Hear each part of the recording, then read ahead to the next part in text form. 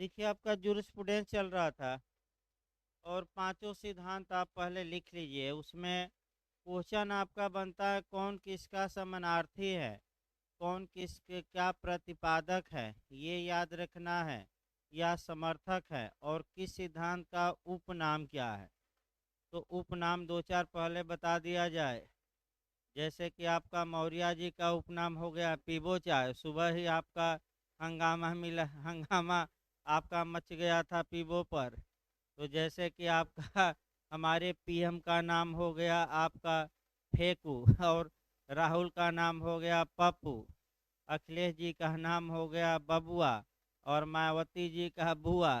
तो उसी प्रकार उपनाम जरूर याद रखिए आपका। उपनाम आपका जैसे उपनाम एक दो अब कानून में बताया जाए, वो तो मजाक किया जा रहा था। कानून में जैसे कि आपका उपनाम जो पूछा जाता है कि किस स्टापेल को आपका कोसाई स्टापेल या अर्ध विबंध या न्यायिक निर्णय द्वारा उत्पन्न विबंध कहा जाता है, वचनात्मक विबंध यानी कि प्रामिजरी स्टापेल। फिर आपका उपनाम पूछा गया है किस बंधक को इक्विटेबल मार्गेज यानी कि सामयिक बंधक कहते हैं, किसका उपनाम है, तो हक विलेखों के निक्षेप द्वारा बंधक। इसी प्रकार आपका जो ये उपनाम होते हैं, उपनाम माने और किस नाम से उस सिद्धांत को पुकारा जाता है, ये भी एक दो बार क्वेश्चन आया है। तो उसको लिखिए। तो आपका हेडिंग डाल लीजिए विधिक व्यक्तित्व के पांच सिद्धांत हैं। हेडिंग डालिए, यहीं आपका छूटा था तब अधिकार शुरू किया जाए। विधिक व्यक्तित्व के पांच सिद्धांत हैं जो निम्नलिखित हैं। लीगल पर्सनालिटी के पांच प्रिंसिपल हैं जो निम्नलिखित हैं। पहला लिखे फिक्शन थ्योरी, खूब पूछा जाता है आपका, ऐसे भी पूछा जाता है। फिक्शन थ्योरी ये ज़्यादा, जो भी कारण हो, आपका ये जो सिद्धांत है बहुत ज़्यादा पूछा गया है। फिक्शन थ्योरी हिंदी में लिखिए कल्पितार्थ सिद्धांत। हिंदी में लिखिए कल्पितार्थ सिद्धांत, या दूसरी भाषा में इसे कहा जाता है, दूसरी भाषा में लिखिए मिथकीय सिद्धांत। मिथकीय माने झूठ का सिद्धांत, मिथकीय सिद्धांत।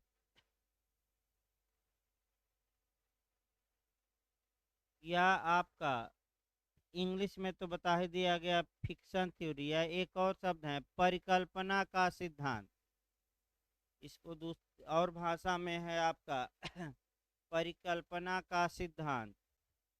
इंग्लिश वर्जन याद रखिए फिक्शन थ्योरी। लिखिए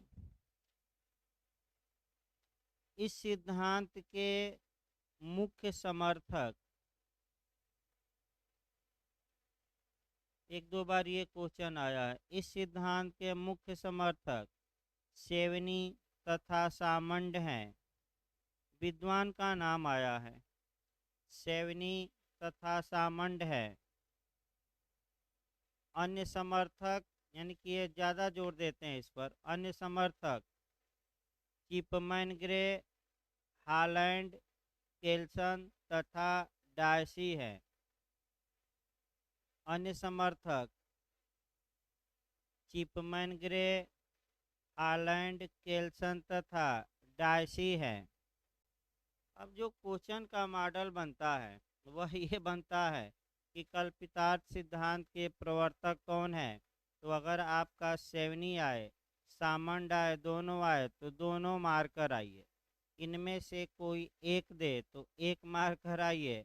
या ये पूछ ले कि कल्पितार्थ सिद्धांत से कौन समर्थक हैं, तो सेवनी भी, सामंड भी, आपका चिपमैन ग्रे भी, केल्सन भी, डायसी भी और हालैंड भी। ये पूछ सकता है कि सबसे मान्य सिद्धांत कौन है। एक नया क्वेश्चन बना लीजिए, यह सिद्धांत सबसे ज़्यादा मान्य सिद्धांत है, इसको मान्यता ज़्यादा दी गई है। अगर पूछे, क्योंकि ज़्यादा विद्वान इसके समर्थक हैं तो इसको मान्यता भी ज़्यादा दी गई है, तो यह सिद्धांत सबसे ज़्यादा मान्य सिद्धांत है। ये क्वेश्चन अभी बना नहीं है, भले समर्थक बना हो या कल्पितार्थ सिद्धांत किससे संबंधित है, विधिक व्यक्तित्व से, लेकिन आपका सबसे अच्छा सिद्धांत कौन है, ये नया क्वेश्चन आ सकता है। दूसरा सिद्धांत लिखिए, कोष्ठक सिद्धांत। दूसरा सिद्धांत कोष्ठक, कोष्ठ में नहीं घेर दिया जाता है, कोष्ठक सिद्धांत या इंग्लिश में ब्रैकेट थ्योरी। कोष्ठक सिद्धांत या ब्रैकेट थ्योरी, इसका उपनाम प्रतीकवादी सिद्धांत है, सिंबॉलिक थ्योरी। ये क्वेश्चन आ चुका है, थोड़ा अंडरलाइन करिए। इस सिद्धांत को सिंबॉलिक थ्योरी भी कहा जाता है, ये क्वेश्चन पूछा गया था। या प्रतीकवादी सिद्धांत, हिंदी में प्रतीकवादी सिद्धांत, इंग्लिश में सिंबॉलिक थ्योरी। तो आपका जवाब रहेगा कोष्ठक सिद्धांत को। अगला क्वेश्चन बनता है, इसके प्रतिपादक कौन है, तो प्रतिपादक रट कर जाना है, इहरिंग। देखिए, इसके प्रतिपादक या पिता रूडोल्फ वान इहरिंग है। पूरा नाम लिखना चाहें तो लिख सकते हैं, रूडोल्फ वान इहरिंग है।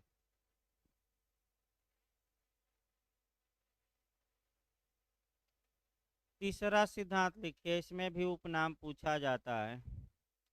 तीसरा सिद्धांत लिखिए, यथार्थवादी सिद्धांत या रियलिस्ट थ्योरी। रियलिस्ट थ्योरी या यथार्थवादी सिद्धांत, इसका उपनाम इसका भी पूछा गया है, कायिक सिद्धांत। ये आ चुका है क्वेश्चन। ऑर्गेनिक थ्योरी, इसका जो उपनाम है ऑर्गेनिक थ्योरी, हिंदी में कायिक सिद्धांत। ये क्वेश्चन ऐसे बना है कि कायिक सिद्धांत किस सिद्धांत को कहते हैं, तो आपका जवाब रहेगा रियलिस्ट थ्योरी को, यथार्थवादी सिद्धांत को। ये रट कर जाइए, यहाँ से क्वेश्चन गलत होता है। देखिए, इसके प्रतिपादक गियर के हैं, गियर के। पिता पूछे तो गियर के, इसके प्रतिपादक गियर के हैं। चौथा सिद्धांत लिखिए, रियायत का सिद्धांत यानी कि कंसेशन थ्योरी। रियायत का सिद्धांत यानी कि कंसेशन थ्योरी, इसके प्रवर्तक लिखिए सेवनी तथा सामंड। दो विद्वान हैं सेवनी तथा सामंड। अब देखिए नया क्वेश्चन कैसे यहाँ बनता है कि किन दो सिद्धांतों के समर्थक एक हैं, तो आप लिख लीजिए अलग से। आपका कल्पितार्थ सिद्धांत और रियायत सिद्धांत के समर्थक एक है। लिखिए, कल्पितार्थ सिद्धांत, नहीं एरो बना कर लिखिए, ये सिद्धांत नहीं है, ये आपका समर्थक और किसमें समानता है पूछी जाती है। फिर एक बार देखिए, अभी पांचवा सिद्धांत शुरू नहीं किया गया है।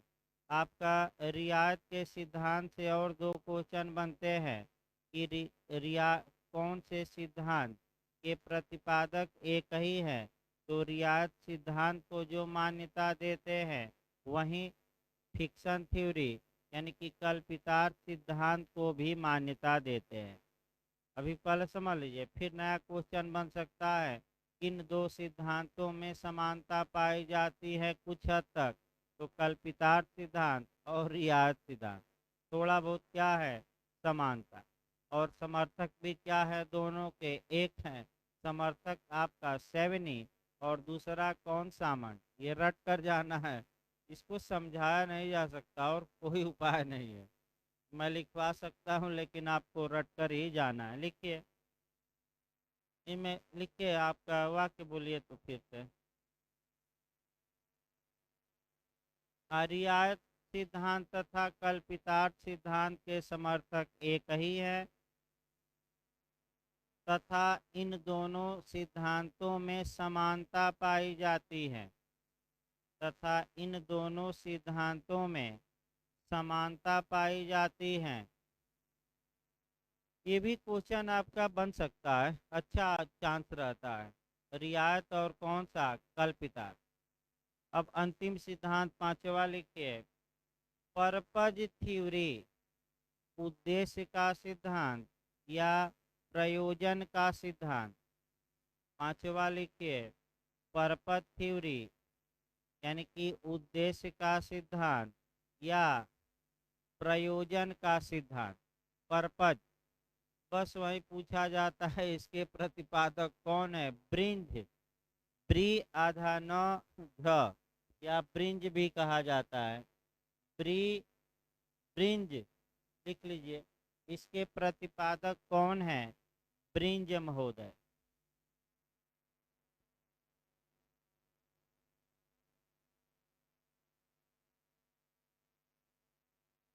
अब आगे हेडिंग डाल लीजिए राइट, यानी कि अब शुरू किया जाए आपका चैप्टर अधिकार।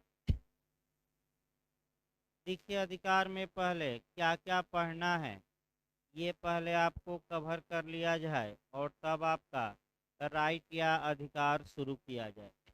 और कहाँ से आपका कैसा क्वेश्चन बनता है ये हम देख लेते हैं और तब आपका कह सकते हैं राइट को शुरू किया जाए।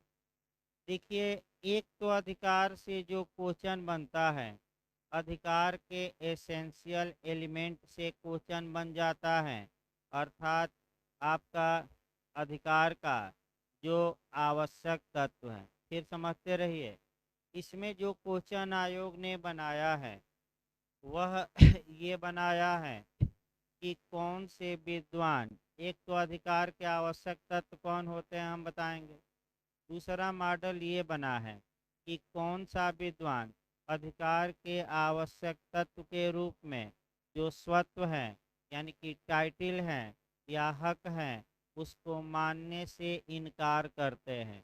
तो डायस एवं ह्यूज ये रट कर जाना है। फिर आपका परिभाषा पर एक क्वेश्चन बन जाता है, मैं सुबह भी बताया था, शाम को भी एक बार बता दिया जाए। कई गाइडों में आपका क्वेश्चन 15 से 20% गलत दिए गए हैं, जैसे कि प्राकृतिक अधिकार एक ऐसी औलाद है, ऐसी संतान है, ऐसी संतति है जिसका कभी कोई पिता नहीं रहा है। ये कोटेशन जर्मी बेंथम ने कहा है, लेकिन कई गाइडों में पैटर्न दिया है। तो भाई जब भी आप साल पेपर पढ़िए तो उसको क्या करिए, सुधारिए। अब जो अधिकार के बारे में परिभाषाएं पूछी जाती हैं, तो राइट के बारे में जो आपका डिफिनीशन पूछा जाता है, 4-5 परिभाषाएं तो रट्टा होना चाहिए।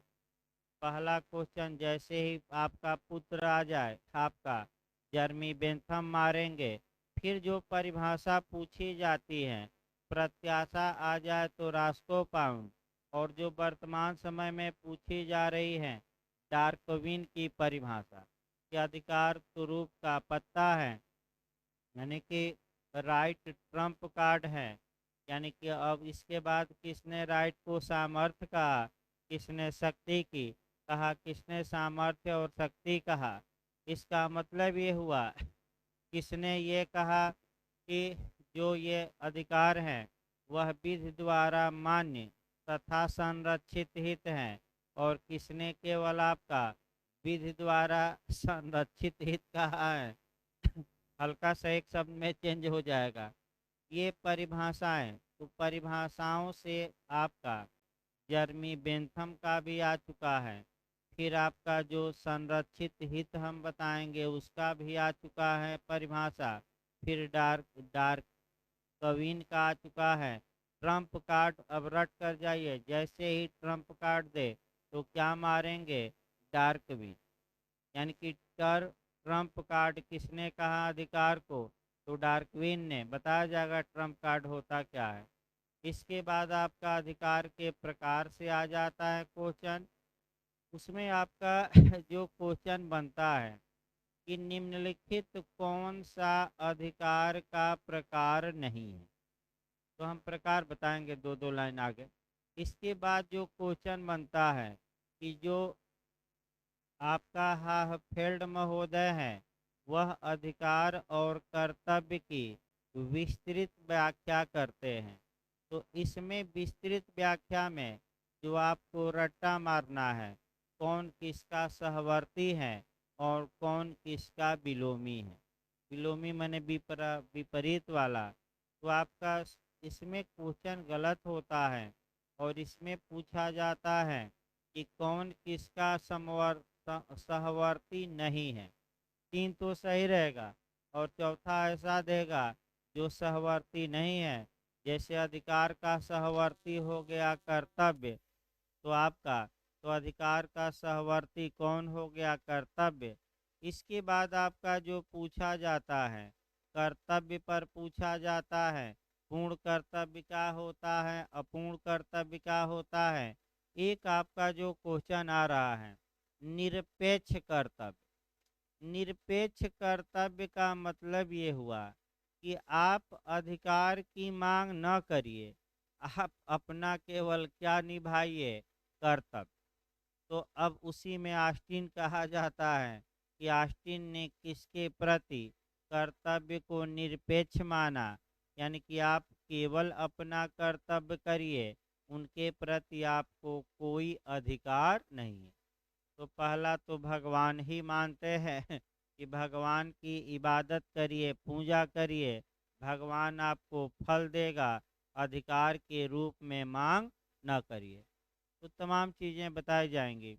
आपका राइट एंड ड्यूटी, फिर अंत में अधिकार और कर्तव्य एक ही सिक्के के दो पहलू हैं। जहाँ आपका अधिकार है वहाँ आपका क्या है कर्तव्य भी है, ये हम देखेंगे। अधिकार जहाँ अधिकार हैं वहाँ उपचार हैं, ये भी मैक्सिम इसी में चलेगी। अधिकार कितने प्रकार के होते हैं तमाम चीज़ें बताई जाएंगी। थोड़ा चैप्टर बड़ा ज़रूर है, आपका हो सकता है 2 दिन लग जाए, फिर भी आपका स्पीड बढ़ाने का प्रयास किया जा रहा है, लेकिन उपाय ही कुछ नहीं है। इतना ये सब कठिन थोड़ा कठिन कठिन चैप्टर हैं और आपका तेज पढ़ा देंगे तो कोई पढ़ाने का मतलब नहीं है 1-2 दिन, क्योंकि ये सब जो चैप्टर हैं ये शांत भाव से आराम से पढ़ना है ताकि इधर से जो भी क्वेश्चन आए आप मान कर चलिए कि आप गलत नहीं करेंगे। तो आइए पहले हम मूल अधिकार उठाते हैं। सुबह के पीरियड में हमने बताया भी था शॉर्टकट में। पहले तो आपका अधिकार की हम आवश्यक तत्व बताते हैं, तब आपका परिभाषा बताएंगे और तब आपका कौन अधिकार का कह सकते हैं कि आपका कह सकते हैं कि स्वत से इनकार करता है वो भी बताएंगे। पहले एक उदाहरण बना लिया जब मूल अधिकार पर उसी पर बताया गया था वही सही रहेगा। पहले मूल अधिकार का कंसेप्ट बना लीजिए तो, और तब आपका आगे हम इसी में पढ़ाते हैं और पांचों जो एसेंशियल एलिमेंट रहेंगे वह फंडामेंटल राइट पर ही जोड़ दिया जाएगा। देखिए मूल अधिकार आपका संविधान के भाग 3 में दिया गया है, अनुच्छेद 12 से लेकर और आपका 35 तक में। ये अधिकारों में सर्वोच्च अधिकार हैं। अधिकार तो तमाम हैं लेकिन चूंकि अधिकारों में सर्वोच्च स्तर पर यानी कि हेंस केल्सन के अनुसार मूल मानक अधिकारों का मूल मानक ये है, अतः अधिकार के आगे फंडामेंटल लग गया। फंडामेंटल का मतलब ये हुआ महत्वपूर्ण या मूल। मूल यानी कि जड़, यानी कि ये अधिकारों में सर्वोच्च हैं, इसलिए अधिकार के आगे कौन सा शब्द लगा दिया गया मूल अधिकार, क्योंकि अधिकार भी तो लिखा जा सकता है। मूल अधिकार क्यों लिखा गया, क्योंकि ये मानव के लिए आवश्यक ही नहीं अपरिहार्य हैं, अनिवार्य हैं। इसके बिना व्यक्तित्व का विकास मानव नहीं कर सकता, अच्छा जीवन जी ही नहीं सकता। इसीलिए इन अधिकारों को क्या माना गया है? सर्व। तो जनता अब आइए, जो जनता है इसको अधिकार प्राप्त हैं, तो आपका एक अन्य पर्सन होगा जिस पर कि अधिकार की अधिक कर्तव्य अधिरोपित होगा। तो किसका कर्तव्य है कि हमारे मूल अधिकारों का हनन न करे? तो वह जो अनुच्छेद 12 में क्या दिया गया है? राज्य। तो कर्तव्य किस पर है? राज्य पर। अधिकार किसका है? मेरा। इसके बाद अधिकार की विषय वस्तु आपका क्या है? फिर अंतर वस्तु क्या है? और अधिकार का स्वत्व। स्वत्व मतलब ये अधिकार हमें कहाँ से मिला? तो आप लोग बताइए, ये राइट हमें कहाँ से मिला है? तो ये अधिकार हमें संविधान से मिला है। तो आपका यही दो विद्वानों का पूछा जाता है, कीटन तथा हालैंड है, वो पहले गलत हो गया था, सुधार कर लेना है। कीटन तथा हालैंड ये कहते हैं कि अधिकार के लिए टाइटल का होना, स्वत्व का होना या किसी विलेख का होना आवश्यक नहीं है। ये कौन कहता है? ये क्वेश्चन आ चुका है, दो विद्वान आपका कीटन तथा हालैंड। तो आइए, अधिकार के आवश्यक तत्व मूल अधिकार जोड़े रहिए और इसी पर अधिकार के आवश्यक तत्व बताया जाए। पहला अधिकार का आवश्यक तत्व होता है अधिकार का स्वामी, अधिकार का धारण करता या आपका होल्ड करता, यानी कि अधिकार को आपका हकदार व्यक्ति। तो मूल अधिकार पर चलते रहिए। मूल अधिकारों में मूल अधिकार का धारण करता हम लोग हैं, तो हम लोग क्या कहलाएंगे? अधिकार का धारण करता, अधिकार को होल्ड करने वाले। तो मूल अधिकार किसको प्राप्त है? जनता को। तो जनता क्या कहलाएगी? अधिकार, मूल अधिकार का धारण करता। अब आइए, एक दूसरा व्यक्ति होता है जो अधिकार से आबद्ध होता है, अधिकार से बाध्य होता है, उसको हम कहते हैं कर्तव्य का कर्ता। अर्थात जिसके प्रति अधिकार मिला रहता है उसे हम कहते हैं अधिकार से आबद्ध व्यक्ति या कर्तव्य का कर्ता।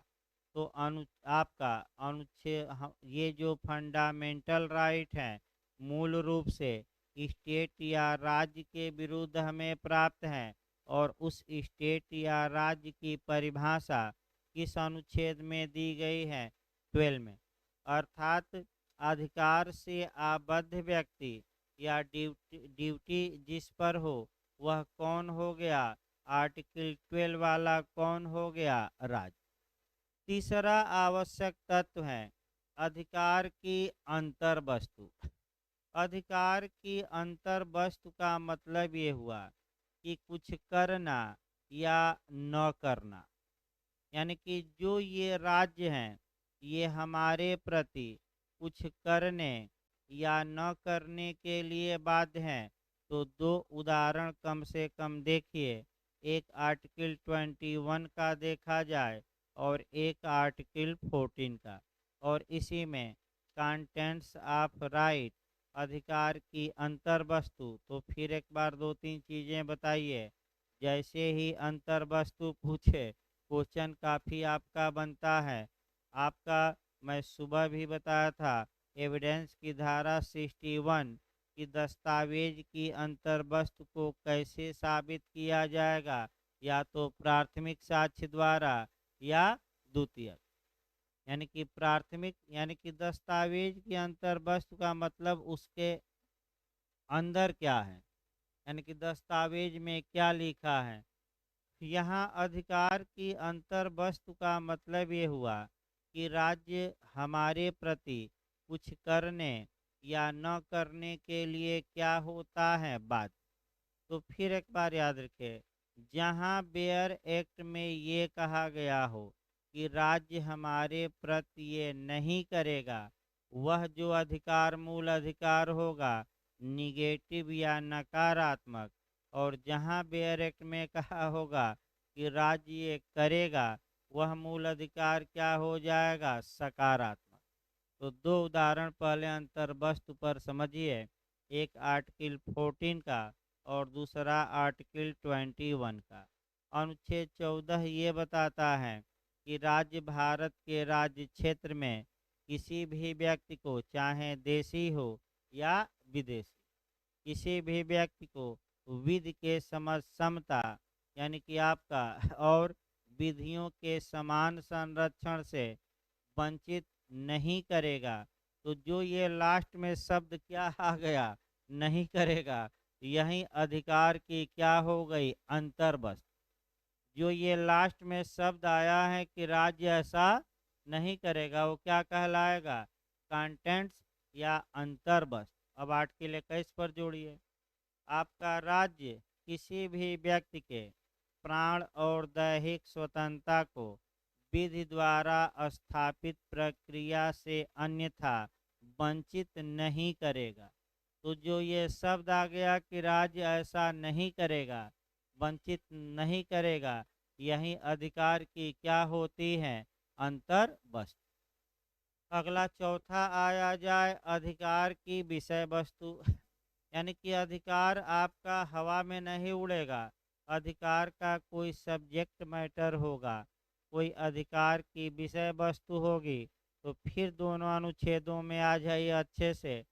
ये अनुच्छेद 14 में जो ये कहा गया है कि राज्य ये नहीं करेगा, यह किसी सब्जेक्ट के बारे में कहा गया है, और वह सब्जेक्ट या विषय है विधि के समता और विधियों का समान संरक्षण।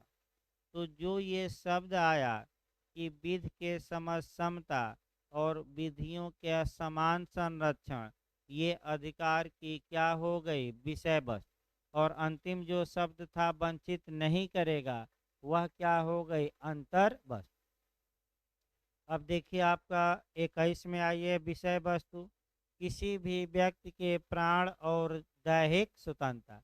तो जो ये प्राण है और ये दैहिक स्वतंत्रता है, ये अधिकार का क्या हो गया, सब्जेक्ट मैटर यानी कि विषय वस्तु। अंतिम जो आपका विवाद है थोड़ा, अंतिम ये है अधिकार का स्वत्व या टाइटल या हक। जिस दस्तावेज से अधिकार उत्पन्न होता है, उस दस्तावेज को ही अधिकार क्या हक, अधिकार का टाइटल या अधिकार का स्वत्व कहते हैं। यानी कि तो बता दीजिए कि जो हमारा ये मूल अधिकार मिला है, ये किस दस्तावेज से मिला है, हमारे संविधान से मिला है। तो ये जो संविधान है, ये मूल अधिकारों का स्वत्व हो जाएगा, यानी कि मूल अधिकारों का हक, यानी कि वह दस्तावेज जिससे हमें अधिकार क्या हुआ है, प्राप्त हुआ है। अब यहीं स्वत्व पर ही अटैक किया जाता है। पहला क्वेश्चन, दो विद्वान ऐसे हैं जो अधिकार के आवश्यक तत्व के रूप में अधिकार का जो हक विलेख होता है, स्वत्व विलेख होता है, ये कहते हैं कि अधिकार के लिए किसी हक विलेख का होना आवश्यक नहीं है। एक बार पूछा गया है, वह दोनों विद्वान याद रखिए, कीटन तथा हालैंड, याद रखिएगा, पूछा गया एक बार।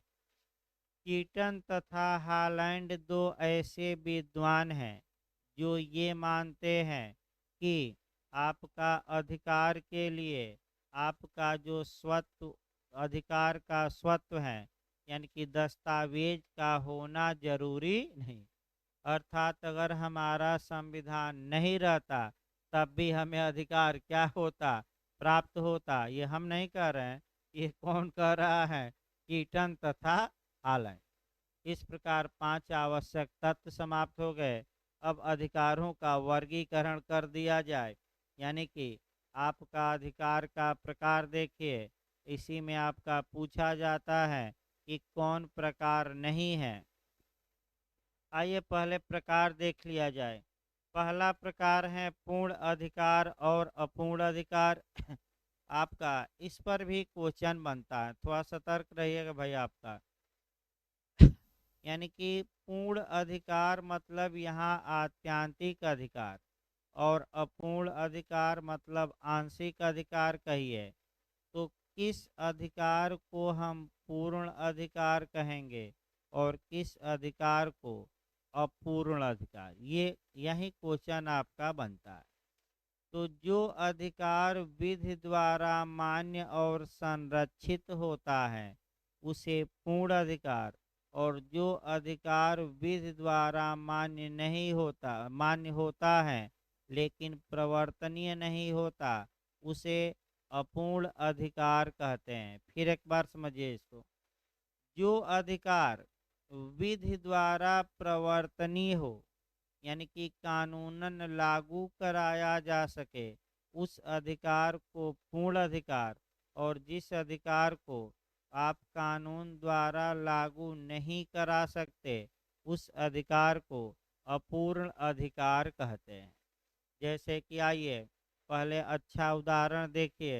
आपका एक हम संविधान का उदाहरण देते हैं, फिर दूसरा कॉन्ट्रैक्ट का अच्छा उदाहरण मिलता है। पहले पूर्ण अधिकार एक दो देखिए। अनुच्छेद आपका 12 से लेकर 35 तक में फंडामेंटल राइट यानी कि मूल अधिकार दिए गए हैं। तो क्या ये अगर राज्य अनुच्छेद 12 वाला राज्य इन मूल अधिकारों का हनन करता है, इन मूल अधिकारों का उल्लंघन करता है, तो समस्या अब ये आती है कि क्या हम इसे न्यायालय द्वारा इनफोर्स प्रवर्तित लागू करा सकते हैं कि नहीं करा सकते हैं। आर्टिकल 32 के तहत हम डायरेक्ट कहाँ जा सकते हैं, सुप्रीम कोर्ट, और 226 के तहत हाई कोर्ट। तो बताइए जो मूल अधिकार हैं वह पूर्ण अधिकार हमारा हुआ कि अपूर्ण। पूर्ण। तो पूर्ण अधिकार किसे कहा जाएगा, जो विधि द्वारा क्या हो, मान्य भी हो प्रवर्तनीय भी हो। जैसे दूसरा देखिए आपका 2H करार में आ जाइए, आपका सबसे उत्तम उदाहरण वो भी कि संविदा क्या है। तो संविदा अधिनियम की धारा 2H में कॉन्ट्रैक्ट को डिफाइन करते हुए ये कहा गया है कि वह करार जो विधितः क्या हो, प्रवर्तनीय। तो बताइए संविदा क्या है। तो संविदा के दो तत्व हो गए, एक एग्रीमेंट होना चाहिए और वह एग्रीमेंट कानून या विधि या ला द्वारा इन्फोर्स हो सके, तो उसी को हम क्या कहेंगे, संविदा। तो ये पूर्ण अधिकार रहा कि अपूर्ण। पूर्ण। ये कैसा अधिकार रहा, अब तो दिमाग में बैठा लीजिए। जिस अधिकार के लिए उपचार की व्यवस्था हो, यानी कि जिस राइट के हनन होने पर हम क्या पा सकते हैं, रेमडी, उसी अधिकार को हम क्या कहते हैं, पूर्ण अधिकार। अब कोई समस्या हो तो बताइए भाई। उदाहरण तो तमाम है, अब उतना समय नहीं है, फिर भी दो उदाहरण से हमने समझाया। अब आइए अपूर्ण अधिकार। अपूर्ण अधिकार वे अधिकार होते हैं जो कानूनन मान्य हैं लेकिन कोर्ट द्वारा उन्हें इन्फोर्स नहीं कराया जा सकता, न्यायालय द्वारा लागू नहीं कराया जा सकता। इसमें सबसे उत्तम उदाहरण आपका संविधान का भाग 4 है, भाग 5 है, नहीं भाग 4 है, 5 नहीं भाई, भाग 4, भाग 4 है। भाग 4 में नीति निर्देशक तत्व है और भाग 4 में फंडामेंटल ड्यूटी या मौलिक कर्तव्य या मूल कर्तव्य। ये आपका मान लीजिए, आपका भाग 4 ही लीजिए। नीति निर्देशक तत्व आपका अधिकार है, लेकिन आपका जो अनुच्छेद 37 पर गौर करिएगा कि ये अधिकार शासन में मूल है लेकिन किसी न्यायालय द्वारा प्रवर्तनीय होंगे कि नहीं होंगे, नहीं होंगे। तो बताइए नीति निर्देशक तत्व मान्य तो है आपका, लेकिन इन्फोर्स नहीं कराया जा सकता। तो जो अधिकार कानूनन मान्य है लेकिन उल्लंघन होने पर उसके लिए हम कोर्ट का दरवाज़ा नहीं खटखटा सकते, जो एक्शनेबल न हो, जो वाद योग्य न हो, जिसके लिए मुकदमा किया नहीं जा सकता, वह अधिकार कैसे अधिकार कहलाते हैं, अपूर्व। एक आप कॉन्ट्रैक्ट में देखिए, सबसे उत्तम उदाहरण संविधान से बैक हो जाइए, कॉन्ट्रैक्ट में मिलता है।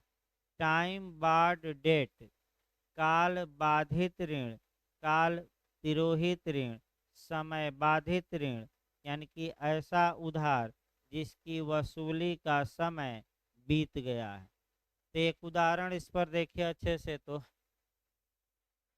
ए ने बी को 5,000 रुपया दिया और ये हुआ था कि बी इस पैसे को 1 जनवरी 2000 मने 18 को वापस कर देगा।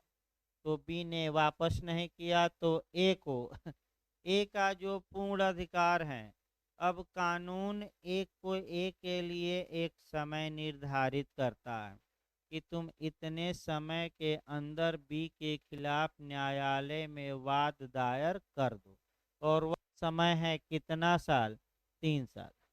तो 1 जनवरी 2018 को ड्यू हो गया था पैसा, बी नहीं दिया, तो 1 जनवरी 2018 से 3 साल गिन लीजिए, 19 एक साल हुआ, 20 एक साल, और 21 एक साल।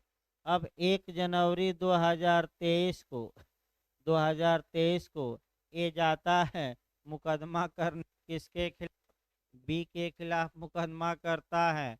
तो बी तुरंत अटैक करेगा कि हजूर ए का इस मुकदमे का दायर करने का जो टाइम है, लिमिटेशन पीरियड है, यह क्या हो चुका है, बीत गया है।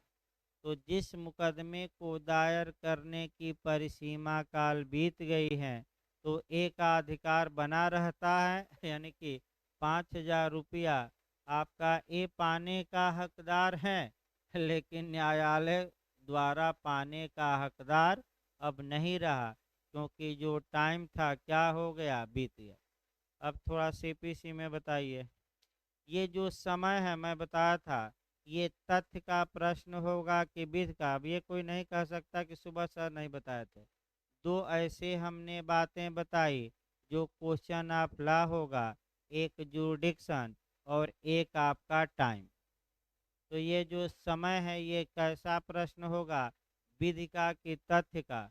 विधि का। सबसे पहले सुनवाई किस पर होगी, विधि के तथ्य पर, यानी कि अधिकारिता पर और टाइम पर। अगर न्यायालय को लगता है कि टाइम बीत गया है, तो आर्डर 7 रूल 11 के तहत वाद पत्र क्या हो जाएगा, नामंजूर, आपका रिजेक्ट हो जाएगा, क्योंकि टाइम बार्ड हो गया है। याद रखिए, बहुत कड़ा नियम है। आपका विधि सक्रिय की सहायता करती है, निष्क्रिय की नहीं। अभी भी एग्जाम का समय है, जो लोग चादर तान के खूब सो रहे हैं, तब सोने से काम नहीं चलेगा। इमरजेंसी आ गई है, जितना अधिक दिमाग लगा सकते हैं पढ़ सकते हैं, रिवीजन कर सकते हैं, पढ़ने का समय है, सोने का नहीं। 12 के बाद आपका सोना ही है। कहीं ऐसा न हो तो सामंड का कोटेशन पूछा जाता है, विधि जागृत की सहायता करती है, सुसुप्त की नहीं। कोटेशन आ चुका है, थोड़ा अंडरलाइन कर लीजिएगा कहीं। विधि जागृत की सहायता करती है, सुसुप्त की नहीं। जो व्यक्ति अपने अधिकारों के बारे में सो जाता है, तो कानून भी उसके अधिकार, उसके उपचार को बाधित कर देता है। एक केस इसमें बचा है, एसवी बनाम व्हाइट का केस, लास्ट में आपका टाट में जोड़ा जाता है। कौन सा केस है, एसवी बनाम व्हाइट के केस में जस्टिस होल्ट ने ये बता दिया कि अगर वादी के पास अधिकार है, तो हर हाल में उसको रेमडी या उपचार मिलना ही चाहिए, क्योंकि बिना उपचार के अधिकार की बात सोचना क्या है, व्यर्थ है, बेकार है। अधिकार का कोई मतलब ही नहीं रहेगा जब तक कि उस अधिकार को प्रवर्तित कराने का अधिकार प्राप्त न हो। इसीलिए डॉक्टर, फिर बिहार का क्वेश्चन, इसीलिए डॉक्टर भीमराव अंबेडकर ने आर्टिकल 32 को आपका संविधान का हृदय और आत्मा कहा, क्योंकि अगर मूल अधिकार दे दिया जाता, आर्टिकल 32 नहीं रहता, तो मूल अधिकार लेकर क्या बाजा या झुनझुना बजाते। झुनझुना तो बजाएंगे नहीं, कहीं ना कहीं तो आपका उपचार क्या होना चाहिए, मिलना ही चाहिए। दूसरा आप देखिए, दूसरा जो प्रकार बताया जाए वह प्रकार है राइट इन रेम और राइट इन परसोनम, यानी कि सौरबंधी अधिकार और व्यक्तिबंधी अधिकार। इसको कहते हैं, सौरबंधी को और भी नाम से जाना जाता है। इंग्लिश में राइट इन रेम कहे तो सौरबंधी अधिकार, और राइट इन परसोनम कहे तो व्यक्तिबंधी अधिकार। थोड़ा सतर्क रहिए। सौरबंधी अधिकार को दूसरी भाषा में कहते हैं, ज़्यादातर जो पूछा गया लोकलक्षी, ना है तो लिख लीजिए लोकलक्षी अधिकार, यानी कि विश्वव्यापी अधिकार। तो ऐसा अधिकार जो पूरे विश्व के विरुद्ध प्राप्त हैं उसे हम लोकलक्षी अधिकार कहते हैं। और व्यक्तिबंधी या पर्सोनम राइट कौन है?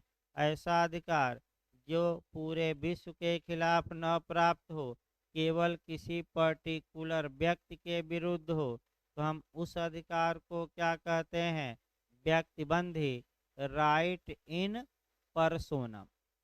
जैसे ही पर्सोनम आए तो संविदा नियम बताइए, बताया गया था। संविदा नियम अच्छा से ध्यान में रखिएगा।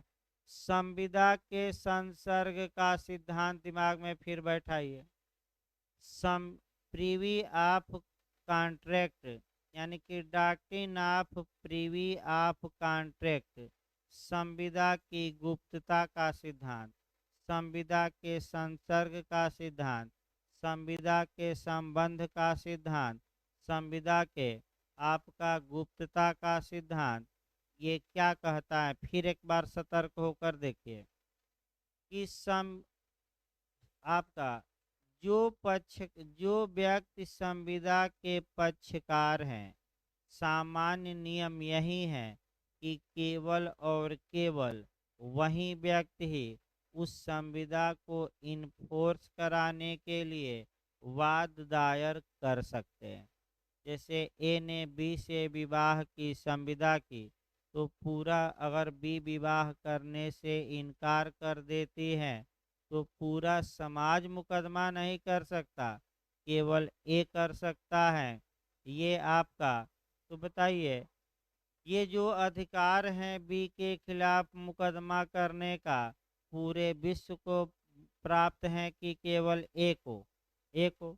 तो ये जो अधिकार हैं यह बी के ही खिलाफ प्राप्त हैं कि पूरे विश्व के खिलाफ? बी के। तो जब अधिकार एक व्यक्ति के खिलाफ प्राप्त होता है तब उसे राइट इन पर्सोनम, और पूरे संसार के खिलाफ प्राप्त होता है तो राइट इन रेम। अब राइट इन रेम का उदाहरण पूछा जाता है। एक तो अपकृत पूछा जाता है कि अपकृत में किस अधिकार का उल्लंघन होता है, तो राइट इन रेम का। देखिए आपका, एक व्यक्ति सड़क पर जा रहा है तो पूरे विश्व के खिलाफ उसका अधिकार है कि जितने लोग सड़क पर चल रहे हैं उसके प्रति सावधानी बरतें। तो ये अधिकार किसके खिलाफ उसे प्राप्त है?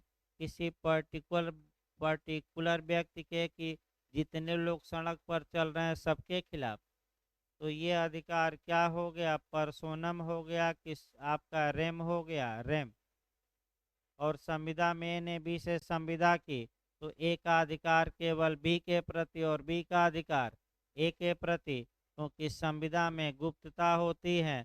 सामान्यतः थर्ड पर्सन उस संविदा को लागू नहीं करा सकता जिसका वह पक्षकार। वो अलग बात है कि अपवाद है, अपवाद में ना जाइए, नियम जरूर याद रखिए। आपका नियम हम बता रहे हैं। आइए आपका देखा जाए आपका ये तो सौरबंधी, आपका अपकृत्य और अपराध में सौरबंधी अधिकार का हनन होता है। संविदा में आपका मैं बता दूं आपका व्यक्तिबंधी। अगला ये सांपत्तिक अधिकार और वैयक्तिक अधिकार, यानी कि राइट टू प्रॉपर्टी और राइट टू पर्सन। जो राइट टू पर्सनालिटी कह सकते हैं, जो सांपत्तिक अधिकार होता है, यानी कि जब किसी व्यक्ति का अधिकार चल अचल मूर्त या अमूर्त संपत्ति पर होता है, उसे हम सांपत्तिक अधिकार कहते हैं। इसका महत्व मनी से है, धन से है। यानी कि सांपत्तिक अधिकार का महत्व किससे होता है? धन से। आपके पास संपत्ति है, आप बेचकर क्या बना सकते हैं? धन। धन ही महत्व होता है। लेकिन जो आपका पर्सनल राइट होता है, जो व्यक्तिगत अधिकार होता है, वह पर्सनालिटी के विकास से संबंधित होता है, व्यक्तित्व के विकास से संबंधित होता है। पर्सनल जो राइट होते हैं वह व्यक्ति के पर्सनालिटी के विकास में क्या होते हैं? सहायक। जैसे कि बताइए, स्पीच एंड एक्सप्रेशन, तो ये जो है ये आपका धन संबंधी में आएगा कि आपका पर्सनालिटी का विकास करेगा? पर्सनालिटी का। निजता का अधिकार, विवाह का अधिकार हुआ, तमाम अधिकार हैं। ये जो इससे आपका क्या मिलता है? पर्सनालिटी का विकास होता है। यानी कि इसका मतलब कि आपका क्वालिटी बढ़ती है, गुण बढ़ते हैं। तो सांपत्तिक अधिकार जो संपत्ति पर है और व्यक्तिगत अधिकार जो अन्य अधिकार, सांपत्तिक अधिकार का महत्व किससे होता है? धन धन धन। और इसका महत्व किससे होता है? पर्सनालिटी के विकास। जैसे कि इस समय जो विवाद चल रहा है आपका, कि बीबीसी ने मोदी पर एक डॉक्यूमेंट्री फिल्म बनाई है। आपका जैसे ही उस फिल्म का प्रसारण हुआ, भारत सरकार ने अपने अधिकार का प्रयोग करते हुए उस डॉक्यूमेंट्री के प्रसारण पर पूरे भारत में सोशल मीडिया पर प्रतिबंध लगा दिया। फिर भी अब देखिए, इसमें दो पहलू हैं। पहला पहलू ये है, जो लोग आपका प्रतिबंध का विरोध कर रहे हैं, उनका ये तर्क है कि स्पीच एंड एक्सप्रेशन की आज़ादी है, अतः हमें ये डॉक्यूमेंट्री देखने से आप किस आधार पर रोक रहे हैं? और सरकार कह रही है कि अगर लोक व्यवस्था डिस्टर्ब हो, भारत को नुकसान हो, राष्ट्र को नुकसान हो या राष्ट्र को खतरा उत्पन्न हो, तो हम या ऐसी दशा में हम किसी भी सोशल मीडिया के आपका चित्र या आपका फिल्म को क्या कर सकते हैं? रोक सकते हैं। वैसे ये मामला सुप्रीम कोर्ट में जा सकता है। आपका जो सरकार ने रोक लगाई है, एक आपका जल्दी ही देखिएगा कि कोई ना कोई ऐसा होगा जो PIL दायर करेगा, सरकार से जवाब मांगा जाएगा, सरकार को रोक का आधार बताना होगा। ऐसे नहीं कि ऐसे ही रोक दीजिए, क्योंकि हमारे यहाँ मनमाना नहीं चल सकता। आप रोके हैं तो उसका उचित क्या बताइए आधार। तो आपका सरकार तमाम तर्क देगी, और जो PIL दायर करेगा वो भी तर्क देगा कि हमें तो आर्टिकल 19(1)(a) के तहत 19(1)(a) के तहत स्पीच और क्या है, एक्सप्रेशन की आज़ादी है, तो हमें उसी में फिल्म देखने की भी आज़ादी या डॉक्यूमेंट्री क्या है, समाहित। तभी तो भाई JNU में नारे लगे रहे कि हमें आज़ादी चाहिए। आज़ादी का मतलब इस बार जो नारा लग रहा है, देश से आज़ादी नहीं, आज़ादी का मतलब ये हुआ कि जो हमें आज़ादी बोलने और अपने विचार प्रकट करने की मिली है आर्टिकल 19(1)(a) में, उसको प्रतिबंधित सरकार नहीं कर सकती। अब वो अलग बात है, आपका इसी आधार पर जो रिपब्लिक टीवी वाला है, अर्नब गोस्वामी, देखते हैं आपका शेर की भाषा बोलता है दहाड़ कर कि हमें संविधान पावर दिया है, ये सरकार क्या होती है। और हमेशा सुप्रीम कोर्ट उसके अधिकारों की रक्षा किया है। जब भी अब तो कोई, अब तो खैर आपका मैंने विरोधी सरकार ही नहीं रही, जब भी जाता था हमेशा एक एक दो दो माह में उसके खिलाफ कार्रवाई होती थी, पकड़ा भी गया, जेल भी गया। और जब जब पकड़ा जाता था तत्काल सुप्रीम कोर्ट क्या देता था? राहत, कि आप मूल अधिकारों का हनन नहीं कर सकते, इसको भी बोलने की क्या है? आज़ादी। तो अलग बात है, बहुत आपका विवाद ग्रस्त विषय है। तीसरा अधिकार देखा जाए, सकारात्मक और नकारात्मक, तो ये बहुत आपका कह सकते हैं कि अच्छा है, पॉजिटिव राइट और निगेटिव तो मैं बता ही चुका हूँ कि जहाँ ये दिया रहे कि ये करना है तो सकारात्मक अधिकार, और जहाँ दिया रहे ये नहीं करना है तो वह क्या हो गया, नकारात्मक। तो सबसे अच्छा हम बताए थे अनुच्छेद 14 में, राज्य को करना है कि नहीं करना है, नहीं करना है, क्या नहीं करना है, तो विधि के समता और विधियों के समान संरक्षण से राज्य वंचित किसी व्यक्ति को भारत राज्य क्षेत्र में करेगा कि नहीं करेगा। नहीं करेगा तो बताइए किस नेचर का आपका अधिकार हो गया, पॉजिटिव कि निगेटिव। जब नहीं रहेगा तो नकारात्मक, और ये रहे कि राज्य ये करेगा जिस भी एक्ट में, वह क्या हो जाएगा, सकारात्मक। 8 के लिए 21 आइए, अनुच्छेद 21 में बताइए करेगा कि नहीं करेगा। नहीं करेगा तो भी कैसे नेचर का हो गया, नकारात्मक। देखिए ज़्यादातर अधिकार नकारात्मक होते हैं, सकारात्मक भी होते हैं, लेकिन ज़्यादातर मैं बता दूं, मूल अधिकार पूछा गया एक बार कि मूल अधिकारों का नेचर सकारात्मक है नकारात्मक है, दोनों है, दोनों मार कर आइए। क्योंकि कुछ ऐसे प्रावधान रहेंगे जहां कहा जाएगा कि राज्य ये करेगा, और कुछ ऐसे रहेंगे जहां कहा जाएगा राज्य ये नहीं करेगा। लेकिन बहुतायत में कौन है, तो राज्य नहीं करेगा। तो आइए इसके बाद निहित अधिकार और समाश्रित अधिकार। निहित अधिकार और समाश्रित अधिकार क्या होते हैं, टीपीए आपने पढ़ा भी था। निहित हित, समाश्रित हित, उसी से जोड़ लीजिए। निहित हित पूर्ण होता है, जबकि समाश्रित हित पूर्ण नहीं होता। जब तक कि कोई भावी घटना घट न जाए वह पूर्ण नहीं होता। जैसे कि उदाहरण के रूप में आपका जो वेस्टेड इंटरेस्ट होता है, वेस्टेड राइट होता है, वह ट्रांसफ़र किया जा सकता है, जबकि समाश्रित अधिकार को अंतरित नहीं किया जा सकता। पीपीए की धारा 19 में निहित हित परिभाषित है, 21 में समाश्रित हित परिभाषित है, 31 कॉन्ट्रैक्ट की धारा में समाश्रित संविदा परिभाषित है। उसी पर हम उदाहरण बताएंगे, लेकिन फिर कॉन्ट्रैक्ट की धाराएं याद रखिए तो समाश्रित संविदा की धारा में 31 में घटना के घटित होने पर 32, घटना के घटित न होने पर 33, भावी आचरण हो तो 34, और समय लगा हो तो 35, और घटना का घटित होना ही असंभव हो तो 36। करार ही क्या होगा, शून्य। एकदम रट कर धारा जाइए, पूछा गया था पिछली बार समाश्रित संविदा कहाँ परिभाषित की गई है, तो 31। तो समाश्रित हित देख लिया जाए। ए बी से कहता है कि हे बी, मैं तुम्हें 5 लाख रुपया तभी दूंगा जब तुम्हारा घर जल जाए।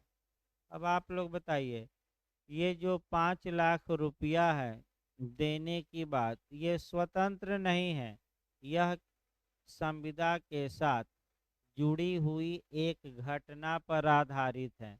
और वह घटना क्या है कि तुम्हारा मकान क्या होगा, जल जाएगा।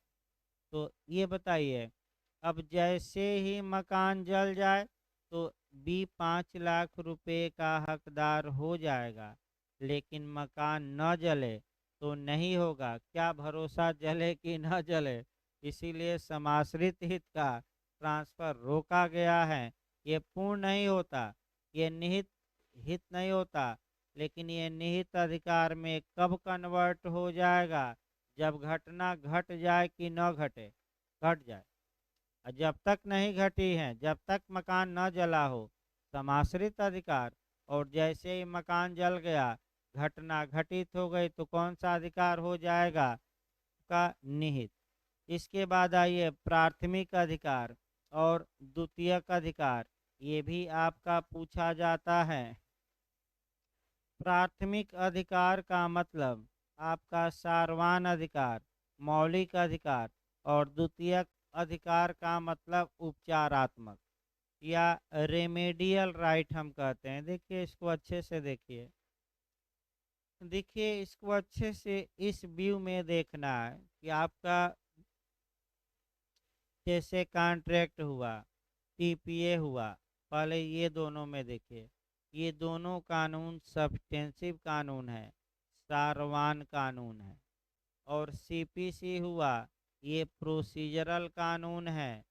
तो जो कानून अधिकार दायित्व कर्तव्य का उल्लेख करते हैं, उन्हें उन कानूनों में दिए गए अधिकार प्राथमिक होते हैं। और इन कानूनों में दिए गए अधिकारों के हनन होने पर जिस कानून के तहत हम कोर्ट का दरवाज़ा खटखटाते हैं, वह कानून द्वितीयक होते हैं, वह अधिकार सेकेंडरी या द्वितीयक होता है। अब आइए, अगर कोई अब आइए, आईपीसी और सीआरपीसी सबसे उत्तम उदाहरण है। आईपीसी में आपका प्राथमिक अधिकार दिया गया है कि द्वितीयक प्राथमिक, और जैसे ही आईपीसी के तहत कोई अपराध घटित होता है तो उस बारे में प्रोसीजर का काम कौन करती है, सीआरपीसी। तो सीआरपीसी क्या हो गई, द्वितीयक अधिकार। प्राथमिक अधिकार स्वतंत्र होता है, द्वितीयक अधिकार स्वतंत्र नहीं होता। द्वितीयक अधिकार प्राथमिक अधिकार पर ही निर्भर होता है। अर्थात जब तक आईपीसी के तहत सामान्यतः कोई अपराध घटित न हो जाए, सीआरपीसी काम करेगी कि नहीं करेगी, नहीं करेगी। तो सीआरपीसी के तहत जो अधिकार है वह द्वितीयक है, और आईपीसी वाला अधिकार क्या हो गया, प्राथमिक। सेम सिविल मामलों में जोड़िए, जो संविदा नियम है, जो आपका टीपीए है, ये प्राथमिक अधिकार से संबंधित है। और जैसे ही संविदा भंग हुई, आप सिविल मामलों में कोर्ट में जाएंगे तो उपचारात्मक अधिकार कहाँ दिया गया है, सीपीसी में। तो ये कौन सा अधिकार हो गया, द्वितीयक की प्राथमिक, द्वितीयक। तो जब तक टीपीए में कोई हलचल न हो, संविदा में कोई हलचल न हो अधिनियम में, तो क्या सीपीसी में चले जाएंगे, नहीं। तो प्राथमिक अधिकार के हनन होने पर कौन सा अधिकार आता है, द्वितीयक। तो प्राथमिक अधिकार द्वितीयक अधिकार पर निर्भर नहीं करता, लेकिन जो द्वितीयक अधिकार, जो प्रक्रियात्मक अधिकार है, वह सदैव किस पर निर्भर करता है, प्राथमिक पर। इसका दूसरे एंगल से हमने सीपीसी बताया, आईपीसी, सीआरपीसी बताया, लेकिन सबसे उत्तम उदाहरण संविधान भी मिल जाएगा। जो ये आपको मूल अधिकार दिए गए हैं, ये प्राथमिक अधिकार हैं।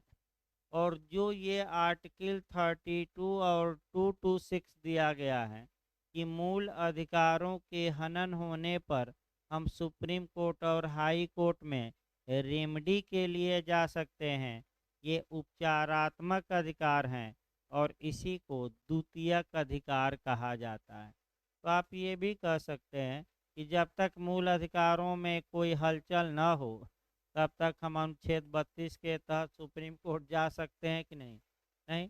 तो क्या अनुच्छेद 32 स्वतंत्र नहीं है, ये निर्भर करता है मूल अधिकारों के हनन होने पर। लेकिन मूल अधिकार अनुच्छेद 32 पर आश्रित नहीं है, ये स्वतंत्र हैं। अनुच्छेद 32 स्वयं में एक मूल अधिकार है। आईएएस में पूछा गया, संवैधानिक उपचारों का जो अधिकार 32 है, ये स्वयं मूल अधिकार है, क्योंकि 12 से 35 तक में मूल अधिकार है, उसी बीच में। यानी कि इसका मतलब ये हुआ कि मूल अधिकारों के उल्लंघन होने पर उच्चतम न्यायालय में जो अभ्यावेदन देने का अधिकार है, वह भी हमारा एक कैसा अधिकार है, फंडामेंटल राइट। और इस अधिकार को इमरजेंसी में भी, कल तो बताया ही जाएगा, आपातकाल में भी अब आप निलंबित नहीं कर सकते। अनुच्छेद 20 नहीं होगा, 21 नहीं होगा, तो अनुच्छेद 32 भी विवक्षित तौर पर क्या होगा, नहीं होगा। क्योंकि 20-21 की रक्षा के लिए सुप्रीम कोर्ट में किस अनुच्छेद के तहत जाएंगे, 32 के तहत।